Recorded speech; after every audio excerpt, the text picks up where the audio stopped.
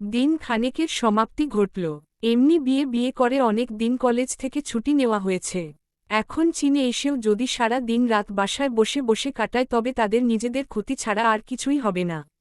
তার উপর জায়ানের পরীক্ষা সামনে। তাই আজ সকাল সকাল ঘুম থেকে উঠেই ফ্রেশ হয়ে খেয়ে কলেজের জন্য একদম তৈরি হয়ে গেল জায়ান আর পূর্বাশা। দুজন একসাথেই এগিয়ে গেল দরজার দিকে। দরজার পাশে দাঁড় করানো জুতার সেলফ থেকে জুতা বের করে পরতে শুরু করল। জায়ানের পায়ে আটকানো জুতা। দাঁড়িয়ে দাঁড়িয়ে পরতে সময় নিচ্ছে বেশ। পূর্বাশা দেরি করল না। সাধারণত এক জোড়া স্লিপার পরেই দরজা ঠেলে বেরিয়ে যেতে উদ্যত হল সে। জায়ান জুতা পরছে পায়ে আর পূর্বাশা আগে ভাগে তার স্লিপার পরে দরজা খুলে বেরিয়ে যেতে উদ্যত হল। জায়ান ব্যস্ত হল। পিছন থেকে পূর্বাশাকে ডেকে বলল, আমাকে রেখে কোথায় যাচ্ছ তুমি? আপনি আসুন, ততক্ষণে আমি নিচে গিয়ে দাঁড়াই। পূর্বাশার স্বাভাবিক কণ্ঠস্বর। ব্যস্ত হল জায়ান। দ্রুত হাত চালিয়ে জুতোর ফিতা বেঁধে নিল কোনোভাবে। অতঃপর হন্তদন্ত হয়ে গিয়ে দাঁড়াল পূর্বাশার সম্মুখে। চোখ ছোট ছোট করে বলল, তাহলে আমার মুখে দিবে? পূর্বাশা ভ্রু কুঁচকাল। জায়ানের পানে শুরু দৃষ্টি নিক্ষেপ করে বলল, কিসের মু? জায়ান অবাক হওয়ার ভান ধরল। অবাক কণ্ঠে বলল, তুমি জানো না স্বামী বা স্ত্রী বাইরে গেলে একে অপরকে মুখে বের হতে হয়? পূর্বাশার কুচকানো ভ্রুজোড়া আরও কুচকে এলো যেন। এমন কথা তো সে কখনো শোনেনি। হ্যাঁ, এটা অনেকবার শুনেছে যে স্বামী অফিসে বা কোনো কর্মে বাহিরে যাওয়ার আগে স্ত্রীর ললাটে চুম্বন করে যায়, কিন্তু এখানে তো তারা স্বামী স্ত্রী দুজনেই একসাথে একই গন্তব্যে যাবে, তবে কি তাদের জন্য এই নিয়ম প্রযোজ্য? পূর্বাশার ভাবনার মধ্যেই জায়ান ঝুঁকে গেল তার পানে। নিজের মুখটা এগিয়ে বলল, নাও এখন ঝটপট মুখটা দাও তো। পূর্বাশা লাজুক হল। এলোমেলো দৃষ্টি ফেলে বলল, কোথায় দেব? জায়ান হাসল, অতঃপর বলল, আমার চোখ, কান, নাক, কপাল, ঠোঁট সব খালি আছে। সব স্থানে এক একটা দিয়ে ফেল।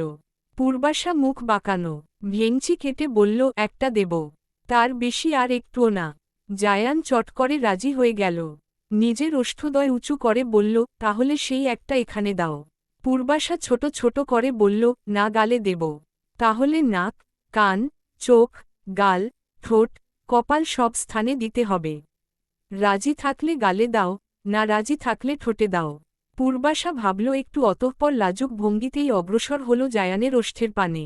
আলতো একটা চুমু খেয়েই সরে আসতে চাইল মেয়েটা, কিন্তু পারল না। পূর্বাশা নিজের ওষ্ঠ দ্বারা জায়ানের ওষ্ঠ স্পর্শ করতেই ছেলেটা দ্রুত হাত গলিয়ে দিল পূর্বাশার মাথার পিছনের দিকে। অতঃপর আলতো মুখটা নিজের আয়ত্তে এনে দীর্ঘ করল। অতঃপর পূর্বাশার হাত ধরে হাঁটা ধরল কলেজের উদ্দেশ্যে। তারা চিহ্ন। খানিক বাদেই জায়ান আর পূর্বাশা কলেজে এসে উপস্থিত হল। পূর্বাশা চাইল জায়ানের হাতের বাঁধন থেকে নিজের হাতটা ছাড়াতে, কিন্তু ছেলেটা দিল না। সেই শক্ত করে ধরে রেখেছে মেয়েটার হাতটা। পূর্বাশা লজ্জায় আস্ত হল। যদিও চীনে এসব ঘটনা খুবই স্বাভাবিক, তবুও পূর্বাশার কেমন লজ্জা লাগছে। এলোমেলো দৃষ্টি ফেলল মেয়েটা, অতঃপর লাজুক ভঙ্গিতে বলল, হাত ছাড়ুন, সবাই কি ভাববে? জায়ান কণ্ঠ খাদে নামাল। পূর্বাশার পানে একটু ঝুঁকে বলল, তুমি ছাড়া আমাদের নিয়ে কারো এত ভাবার সময় নেই, বুঝেছ? চুপচাপ আমার হাত ধরে হাঁটতে থাকো। পূর্বাশা আর কথা বাড়াল না। একটু এগিয়ে সামনে যেতেই দেখল ত্রিশাম আর চ্যাং তাদের দিকেই আসছে। চ্যাং এর দিকে তাকাতেই চোখ বড় বড় হয়ে গেল জায়ান আর পূর্বাশার। চ্যাং সাদা টি শার্ট, সাদা লুঙ্গি, সাদা শু পরে কলেজে এসেছে। শেষ পর্যন্ত কিনা লুঙ্গি পরে কলেজে। ছেলেটার চোখ মুখে যেন খুশি আর ধরছে না, কারণ আজ চীনের মেয়েরাও তার দিকে আর চোখে দেখছে। হতে পারে তার এই উদ্ভট সাজ পোশাকের জন্য তাকে দেখছে, কিন্তু দেখছে তো। জায়ানকে দেখেই চ্যাং দৌড় দিল তার দিকে। হঠাৎ লুঙ্গিতে পা বেঁধে রাস্তার মধ্যে উল্টে পড়ল ছেলেটা। হায় মান ইজ্জত! শেষে কিনা লুঙ্গি পরে কলেজে এসে উল্টে গেল চ্যাংমাছ। ত্রিশাম নিজের হাসি আর আটকে রাখতে পারল না। হো হো করে হেসে উঠল। চ্যাং অপ্রস্তুত হল বেশ।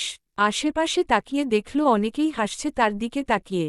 ভাগ্যিস লুঙ্গিটা কোমরে বেশ আটসাট বেঁধে গিট দিয়ে পড়েছিল, নয়তো এখন সবার সম্মুখে এই লুঙ্গি পরে এখন মান ইজ্জতের ফালুদা হয়ে যেত।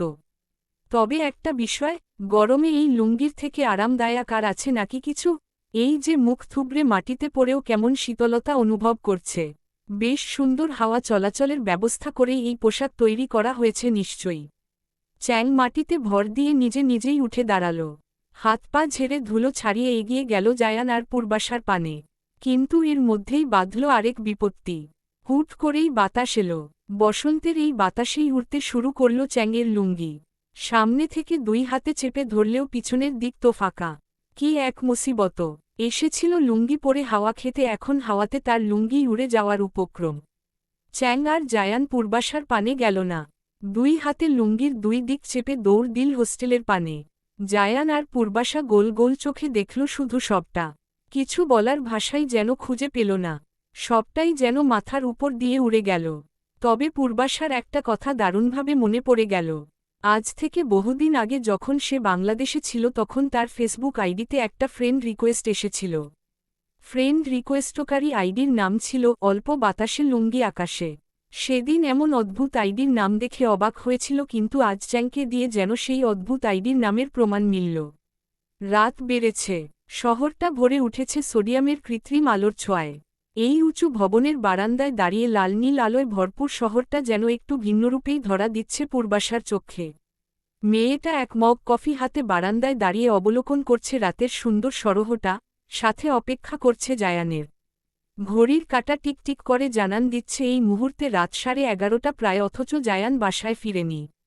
কলেজ থেকে বেরিয়ে বলল রেস্টুরেন্টের কি কাজে যেন তাকে একটু যেতে হবে, তাড়াতাড়িই চলে আসবে। এই তার তাড়াতাড়ি! সেই দুপুরে বেরিয়েছে, এখন রাত 11:30। দেরি হলেও একটা কল করে বলবে তো। কল না করুক একটা মেসেজ তো করবে। তা না, মোবাইলটাও বন্ধ করে রেখে দিয়েছে। চিন্তা হয়তো নাকি? বিপদ বলে কয়ে আসে না। যদি কোনো বিপদ আপদ ঘটে থাকে ছেলেটার, ভাবতেই অন্তরাত্মা কেঁপে উঠছে পূর্বাশার। হাতের কাছের মোবাইলটা তুলে পূর্বাশা আবার কল লাগালো জায়ানের নাম্বারে। না, এখনও বন্ধ বলছে। পূর্বাশা আর দাঁড়িয়ে থাকতে পারল না বারান্দায়। চিন্তিত ভঙ্গিতেই কফির মগ নিয়ে এসে বসল ড্রয়িং রুমে, ভাবল ত্রিশামকে কল করবে। তবে সে কলটা আর করতে হল না পূর্বাশার। তার আগেই মেয়েটার চিন্তায় ছাই দিয়ে একদম সশরীরে, সুস্থ সবলভাবে বাসার মধ্যে প্রবেশ করল জায়ান। পূর্বাশা তাকালো সেদিকে। প্রাণে যেন প্রাণ ফিরে পেল মেয়েটা। দৌড়ে গিয়ে কাছে গেল জায়ানের। আবেগতাড়িত হয়ে জড়িয়ে ধরতে গিয়েও ধরল না তাকে। কপট রাগ দেখিয়ে বলল, কোথায় ছিলেন আপনি? এত দেরি হলো কেন? জায়ান হাসল। নিচের দিকে তাকিয়ে আদুরে কণ্ঠে ডাক দিল, কোবরা, কোবরা। সাথে সাথেই জায়ানের টি-শার্ট ফুঁড়ে গলার কাছ থেকে মুখ বের করল শুভ্র রঙা এক চাইনিজ পুতুলের মতো কুকুর ছানা। পূর্বাশা অবাক হল। ড্যাব ড্যাব করে তাকালো কুকুর ছানাটার পানে। এতক্ষণ জায়ান ফিরে আসার খুশিতে তার টি-শার্টের বুকের অংশটা যে উঁচু খেয়ালই তো করেনি। জায়ান নিজের টি-শার্টের মধ্য থেকে ছোট্ট কুকুর ছানাকে বের করে দুই হাতে ধরল। পূর্বাশার পানে বাড়িয়ে দিয়ে বলল, ও কোবরা, দেখো ইয়ানের থেকে সুন্দর না? পূর্বাশার ভ্রুদয় কুঁচকে এলো। একে তো দেরি করে বাড়ি ফিরেছে, তার উপর জানায়নি পর্যন্ত। তার যে চিন্তা হবে তা কি একবারের জন্যও ভাবেনি জায়ান? হুট করে উধাও, তারপর কোনো খোঁজ খবর ছাড়া এত ঘণ্টা। ক্রোধে শরীর রি রি করে উঠল পূর্বাশার। তবে এই ক্রোধ অবশ্যই সে এই ক্ষুদ্র প্রাণীটার উপর দেখাতে পারে না। তাছাড়া কুকুর ছানাটা আসলেই ভীষণ সুন্দর। এর দিক থেকে মুখ ফিরিয়ে থাকার মতো কোনো উপায় নেই। পূর্বাশা ছমিয়ে জায়ানের হাত থেকে নিয়ে নিল কোবরাকা। মুখ বাঁকিয়ে বলল, শুধু ইয়ান না, ও আপনার থেকেও সুন্দর। কথাটা বলে আর সময় ব্যয় করল না পূর্বাশা। হনহন করে হেঁটে ঢুকল বেডরুমের দিকে। ঠাস করে আটকে দিল রুমের দরজাটা। জায়ান অবাক হল যেন। ব্যস্ত পায়ে সেও হেঁটে গেল কক্ষের দরজার পানে। বদ্ধ দরজায় করাঘাত করে বলল, এ কি তুমি হুট করে রুমে ঢুকে দরজা আটকালে কেন? সাথে সাথেই ভিতর থেকে পূর্বাশার ঝাঝালো কণ্ঠ ভেসে এলো। রুক্ষ কণ্ঠে মেয়েটা বলল, আমার ইচ্ছে হয়েছে, আমি আটকেছি। তাহলে আমাকে নিয়ে আটকাও। পূর্বাশা ভ্রু কুঁচকাল। যাকে রাগ দেখিয়ে রুমের বাইরে রাখবে বলে দরজা আটকালো সে কিনা বলছে তাকে রুমে ঢুকিয়ে তারপর দরজা আটকাতে?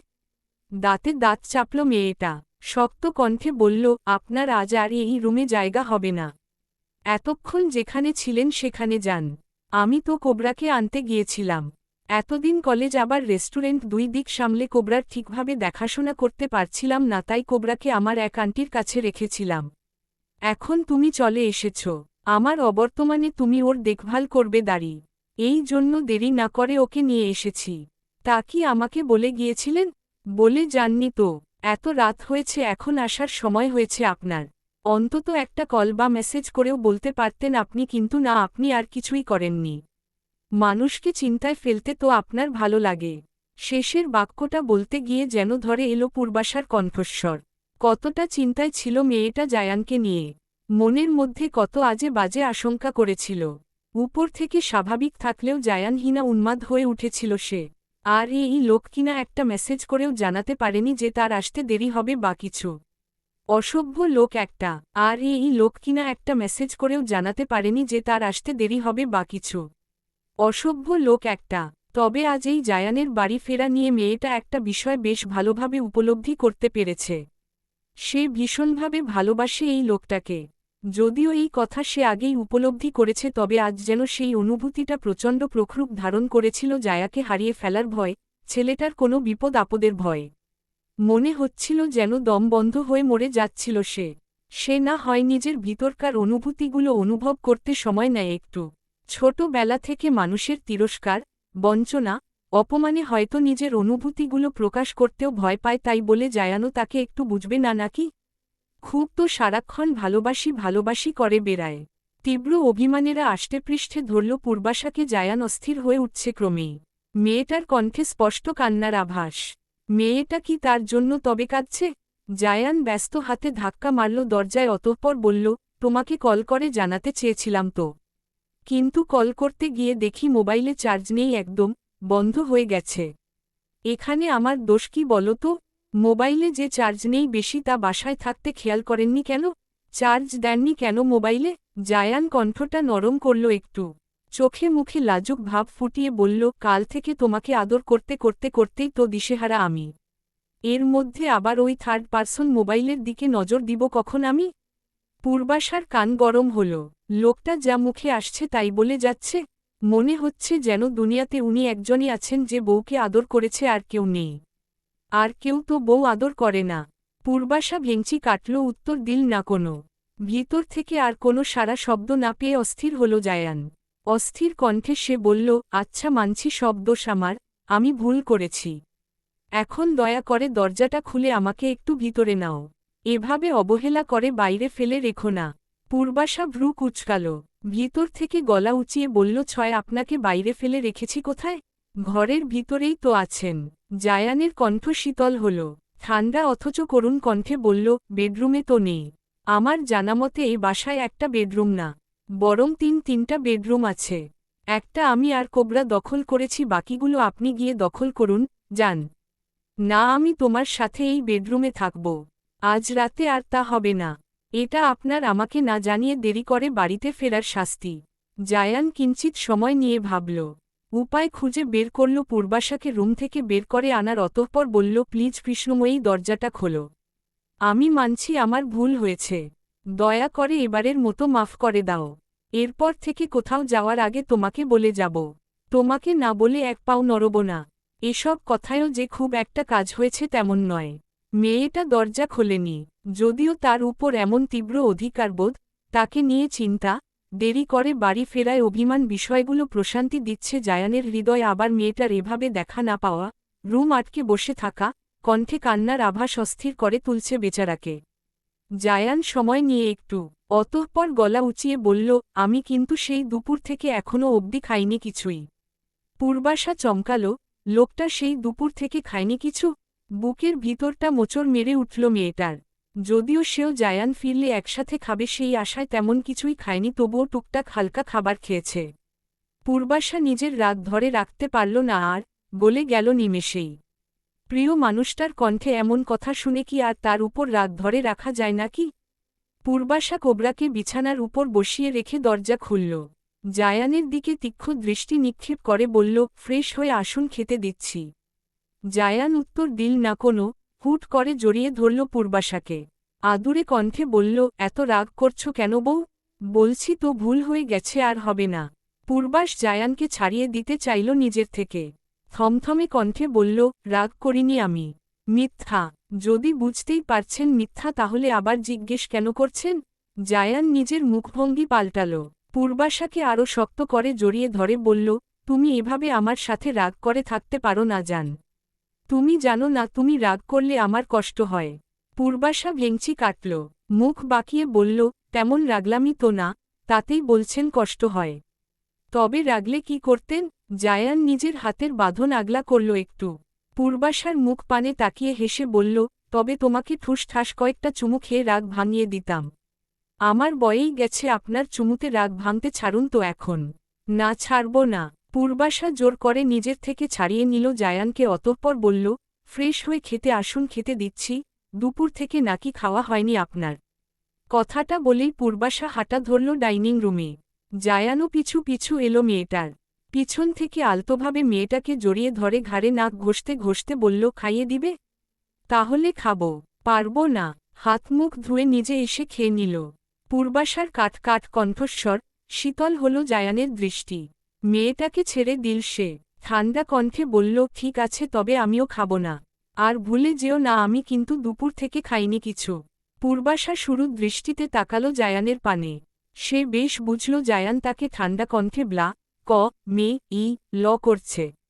তপ্ত নিঃশ্বাস ফেলল পূর্বাশা, অতঃপর বলল, ঠিক আছে, ফ্রেশ হয়ে আসুন, আমি খাইয়ে দেব। জায়ানের ওষ্ঠে হাসি ফুটে উঠল। আর সময় ব্যয় না করে লম্বা লম্বা পায়ে সে হেঁটে গেল ওয়াশরুমের দিকে। তাড়াতাড়ি ফ্রেশ হতে হবে, তারপর বউয়ের হাতে খেতে হবে। অল্প সময়ের মধ্যেই জায়ান ওয়াশরুম থেকে ফ্রেশ হয়ে বেরিয়ে পড়ল।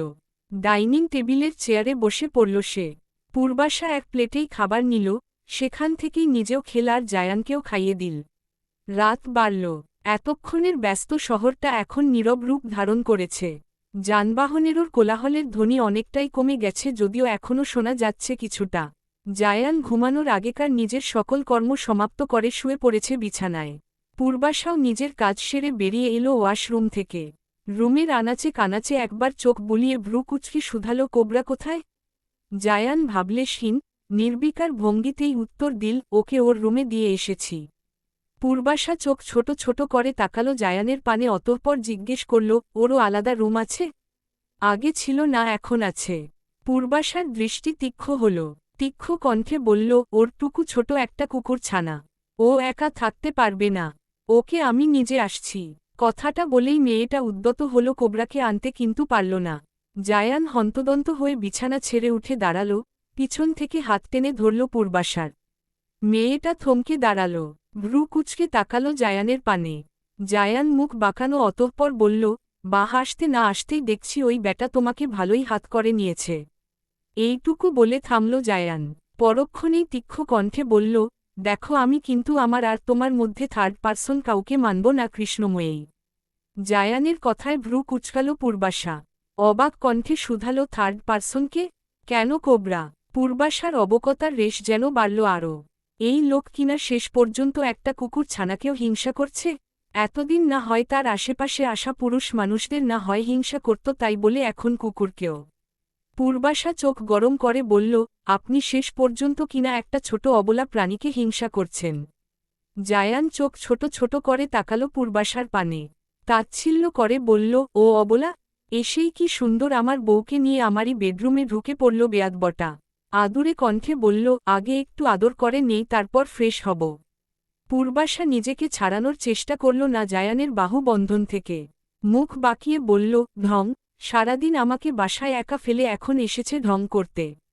পূর্বাশা হেসে উঠল জায়ানের কথায়। হেসে হেসেই বলল, ঠিক আপনার মতো। জায়ানও মৃদু হাসল পূর্বাশার সাথে, অতঃপর হুট করেই কোলে তুলে নিল মেয়েটাকে। হকচকালো পূর্বাশা ব্যস্ত কণ্ঠে বলল, কি করছেন কি? জায়ান উত্তর দিল না কোনো।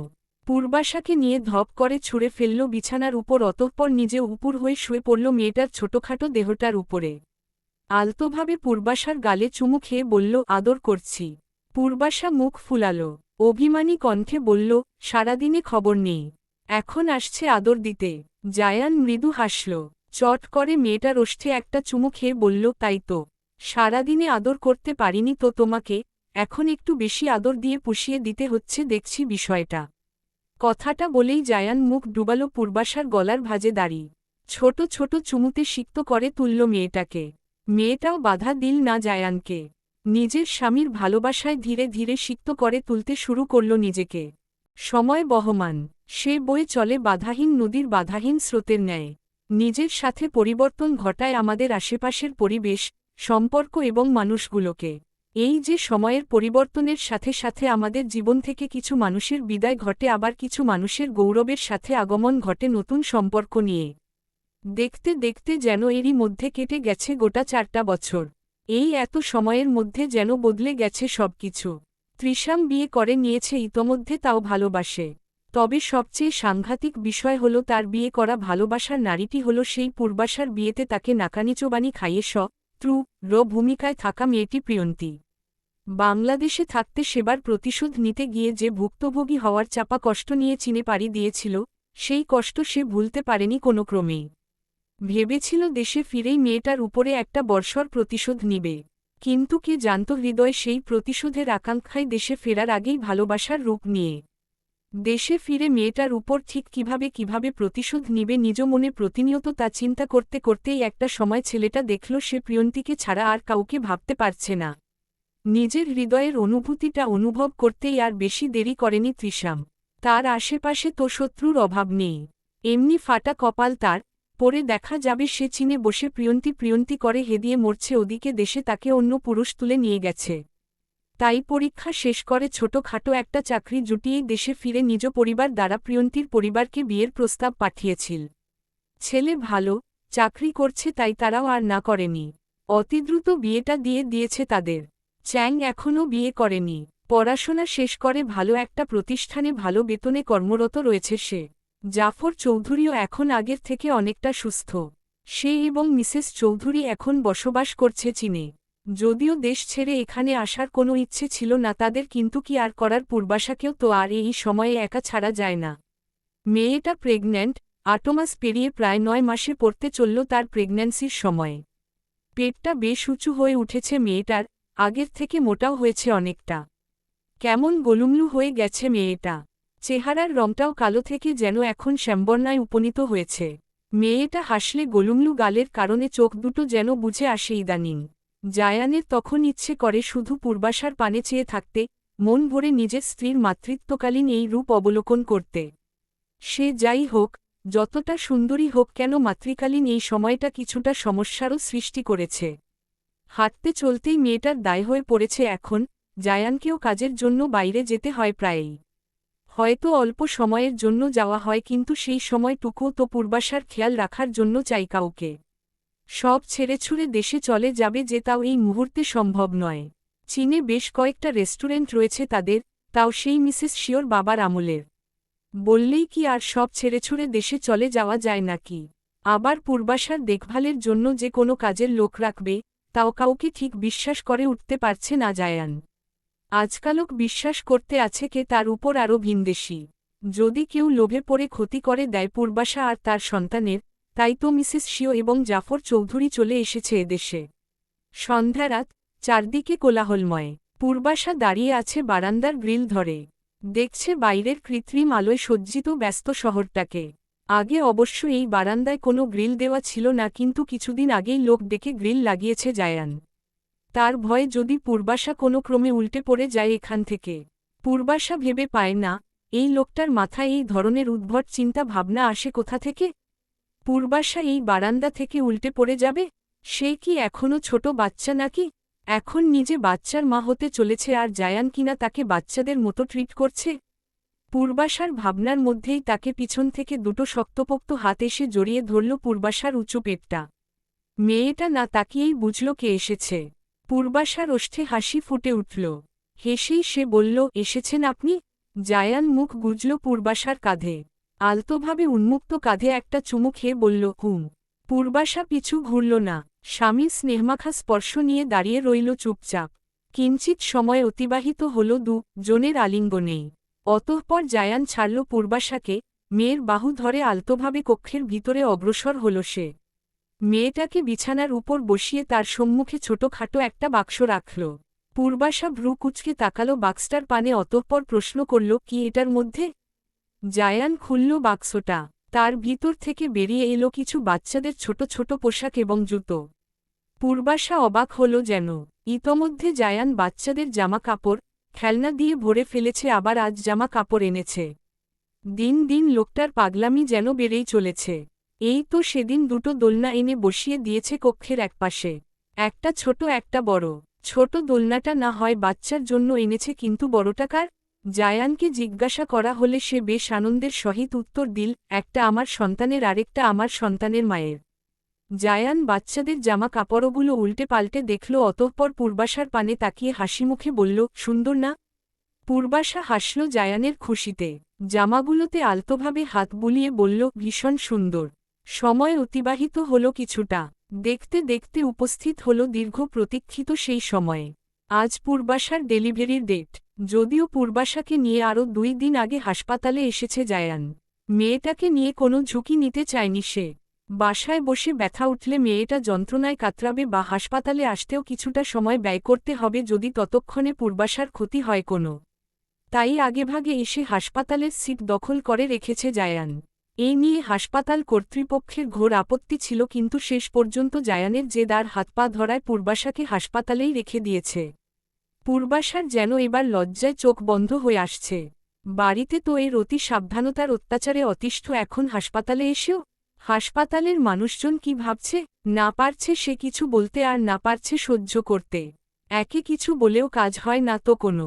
সে ঠিক যা ইচ্ছে তাই করবে, তাকে হাজার বলেও অন্য কিছু করানো যায় না। এই 9 মাসে তো কম কিছু করেনি জায়ান, আর তাকে কম বারও বারণ করেনি, কিন্তু একটা কথাও শোনেনি ছেলেটা। সময় অনুযায়ী পূর্বাশাকে নেওয়া হয়েছে অপারেশন রুমে। জায়ান ব্যস্ত ভঙ্গিতে পায়চারি করছে সে রুমের সম্মুখেই।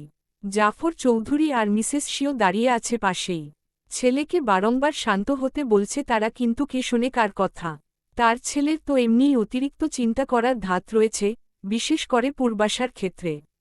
এখন পর্যন্ত যতগুলো টেস্ট পূর্বাশার করানো হয়েছে, সৃষ্টিকর্তার কৃপায় সব রিপোর্টগুলোই ভালো এসেছে। ডাক্তাররাও আশ্বাস দিয়েছেন সবকিছু ঠিক থাকলে পূর্বাশার বাচ্চা প্রসবে সমস্যা হবে না কোনো। তবুও যেন জায়ান নিজের ভিতরের অস্থিরতা নিঃশেষ করতে পারছে না। কোথাও না কোথাও একটা চিন্তা থেকেই যাচ্ছে। জায়ানের চিন্তার মধ্যেই অপারেশন রুম থেকে সাদা তোয়ালেতে পেঁচিয়ে ছোট্ট এক প্রাণকে নিয়ে বেরিয়ে এলেন একজন নার্স। জায়ানের সম্মুখে দাঁড়িয়ে বললেন, অভিনন্দন জায়ান, আপনি কন্যা সন্তানের জনক হয়েছেন। আর আমার স্ত্রী, তিনিও একদম সুস্থ আছেন। একটু পরই বেডে শিফট করা হবে তাকে। নার্সটি কোলে থাকা নবজাতককে বাড়িয়ে দিল জায়ানের পানে। জায়ান নিজের কম্পিত হাত বাড়িয়ে কোলে নিল নিজের সদ্য ভূমিষ্ঠ হওয়া অংশকে। প্রথম পিতা হওয়ার অনুভূতি তার। বক্ষস্থল যেন দুরু দুরু কাঁপছে। প্রশান্তির হাওয়া বইছে হৃদয়ের চারিধারে। এই মেয়েটি তার সন্তান, তার অংশ, যে তাকে প্রথম পিতা হওয়ার স্বাদ দিবে। তার হাত ধরে হাঁটবে, বাবা বলে ডাকবে তাকে। জায়ানের চোখের কোণে অশ্রুকণার আবির্ভাব ঘটল। তাকালো সে মেয়ের পানে। মনে হচ্ছে যেন পূর্বাশার মুখটা কেটে লাগানো হয়েছে এই মেয়ের মুখের উপরে, তবে গায়ের রংটা পূর্বাশার মতো হয়নি একদম। গায়ের রংটা সে জায়ানের মতো ধবধবে ফর্সা পেয়েছে। জায়ান একটু ঝুঁকে চুমু খেল মেয়ের কপালে। ওষ্ঠদ্বয় প্রসারিত করে বলল, আমার মেয়ে, আমার অংশ। মিসেস শিও এবং জাফর চৌধুরীও এগিয়ে এলেন ছেলে এবং নাতনির পানে। দুজন দাদা দাদি হওয়ার খুশিতে আজ আত্মহারা যেন। নাতনিকে নিয়ে আনন্দে দিশেহারা হয়ে উঠেছেন যেন। একজন মানুষের বৃদ্ধ বয়সের খেলার সাথী, সময় কাটানোর সাথীই তো এই নাতি নাতনি, যার সুখ তারা আজ পেয়েছেন। কিছুটা সময় অতিবাহিত হল। পূর্বাশাকে শিফট করা হয়েছে কেবিনে। জায়ানও আর দেরি করল না, মেয়েকে কোলে নিয়ে ঢুকল পূর্বাশার কেবিনে। মেয়েটা এইটুকু সময়েই কেমন ফুটবল হয়ে পড়েছে, ওষ্ঠদ্বয় যেন ফ্যাকাশে আকার ধারণ করেছে। জায়ানের কষ্ট হল পূর্বাশার এই রূপ অবলোকন করে। একজন নারী একজন পুরুষকে পিতা হওয়ার স্বাদ দিতে ঠিক কতটা ত্যাগ স্বীকার করে, নিজের জীবনের বাজি রেখে তাকে পিতা হওয়ার স্বাদ প্রদান করে। তবুও কিছু পুরুষ স্ত্রীর প্রেগন্যান্সির সময়ে স্ত্রীর পাশে না থেকে নিজেদের চাহিদার জন্য বাহিরে শরীর খোঁজে কিংবা অন্যত্র সম্পর্কে জড়িয়ে পড়ে। জায়ান মেয়েকে কোলে নিয়ে বসল পূর্বাশার পাশে। আলতোভাবে চুমু খেল পূর্বাশার ফ্যাকাশে ওষ্ঠে, অতঃপর নিজেদের মেয়েকে দেখিয়ে হাসিমুখে বলল, আমাদের মেয়ে, আমাদের অংশ। পূর্বাশা ঠোঁট এলিয়ে হাসল। একটু ঝুঁকে মেয়ের কপালে চুমু খেয়ে বলল, তোকে নিয়ে ভীষণ ভয়ে ছিলাম মা। তবে না, তুই অন্তত আমার মতো এই সমাজের তিরস্কার, লাঞ্ছনা, বঞ্চনা কিংবা বৈষম্যের শিকার হবি না মা। তুই যে এই ভদ্র সভ্য ফর্সা সমাজে ফর্সা হয়ে জন্ম নিয়েছিস। তোর আমার মতো গুমরে মরতে হবে না, নিজেকে গুটিয়ে নিতে হবে না। তুই এই সমাজে মাথা উঁচু করে বাঁচবি, আমার মতো সমাজের চাপে নিজেকে ঘৃণা করে ঘরের কোণে লুকিয়ে পড়বি না মা। সমাপ্ত।